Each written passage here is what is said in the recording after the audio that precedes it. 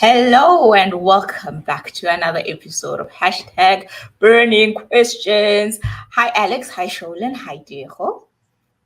I'm Bali.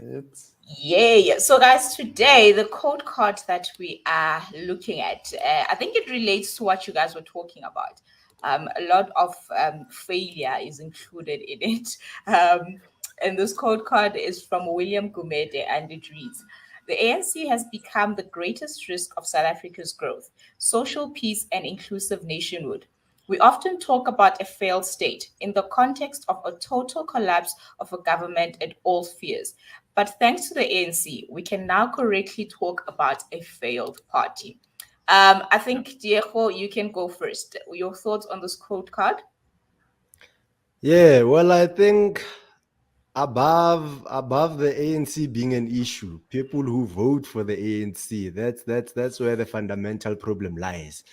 I mean, the ANC is Definitely. a political party. Political parties are born, political parties die, and Mm, it's the people who give life to political parties that are really doing nonsensical things in government who are the main issue. So yeah. whether the ANC is a failed party or not, some of us, or I personally at least, I couldn't care less whether it grows or it Hectic. lessens or what. But yeah, I'm concerned about people who are voting for it, bringing it back into government, despite the many wrong things it keeps on doing. Yeah, definitely. Diego, that sounds very personal. Yeah. Your thoughts are It is. very, Alex, maybe let's come to you before we go to comments of Sholin.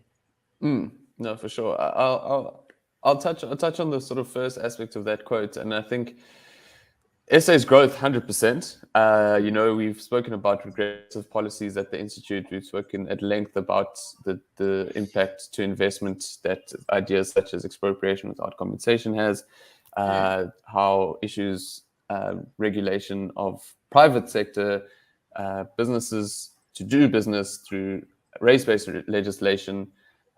We know how that damages private enterprise. And I think the thing is that the ANC is a racial nationalist party. And so when you trumpet any sort of racial nationalism, it is going to be exclusive. And so when we all speak about inclusivity and transformation, we all know what that means. And unfortunately, it is to the detriment of the country. And I think, to echo what Diego says, whether parties rise and fall all the time, Yeah. a failed party probably at this stage is to the benefit of all of us. And I think probably in just maybe a little bit in response to Diego is that, I think there is a large sentiment among our population that a social grant comes from the ANC.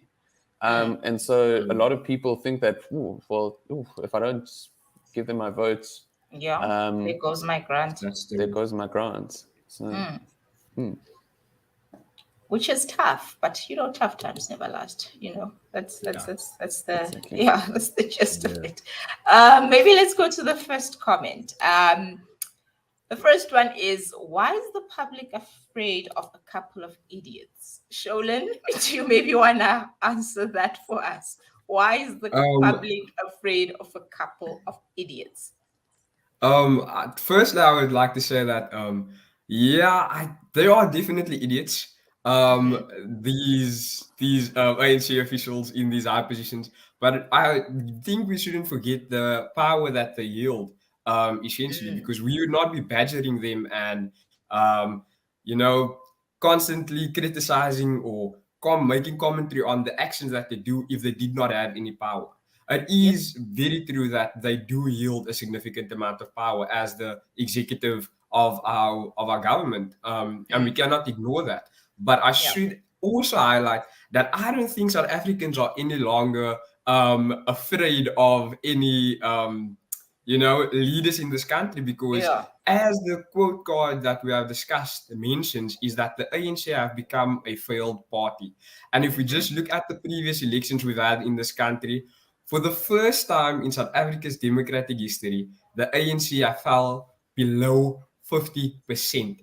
And that Yeah. is going to be a historic moment that has already been a historic moment for our country. Because in our next elections in 2024, we might actually, there's a great possibility for the first time we might see a government that is made up of a coalition of smaller parties instead of the ANC actually running this government. And if anything, that right there is an indication that South Africans are not scared of any idiot that might occupy a position in government. Yeah. Definitely. But you know, there might be that one granny in Seshego who wants to vote for the ANC. I suggest that, you know, the grandkids kidnap the granny for that day so that they don't go vote. Because wow. But okay, let's go to maybe the last comment, which is very, I think it's very weird. I don't know where this person is coming from, but the comment reads, "This is why we fought the border war, to keep the communist ANC out of South Africa, because we knew what was going to happen, and today we are experiencing the effects of giving South Africa without a fight." I don't know. Diego, maybe you will understand where this person is coming from. Who is he talking about when he says we fought? Obviously, I don't know. Maybe you don't know him personally, but what do you think he was talking to? Well, yeah, I think context is everything. None of us, I don't think I can't pick up who this person is talking about, what they are talking about. It sounds like they are someone's spokesperson, though. I don't know. I just don't know who they are speaking on behalf of, and whether they were appointed, self-appointed, or what. So yeah, I don't know what they're talking about or for who they are talking about. Yeah, I would like to know. Or for, yeah. Because this comment is under this code card, and it's like, okay, guys, we like engagement, but like context, you know? Especially with the border, what I'd like to note is that we, South Africa, during our apartheid years, I think we were still the Union of South Africa back then. We fought the border war with against Namibia. SWAPO was also a communist party in Namibia. So the border actually was regarding the independence of Namibia. That's if I remember correctly. And I would also caution about keeping just people out, even if they are communist. Because I don't think we just exclude people. We actually invite them to the battlefield of ideas and prove them wrong. So that would be a much better tactic to use than just trying to keep communists out. Yeah, no, definitely. Guys, I think that was the short and sweet burning questions for this week. Thank you so much, guys, for joining me in this episode. And your freedom is worth fighting for.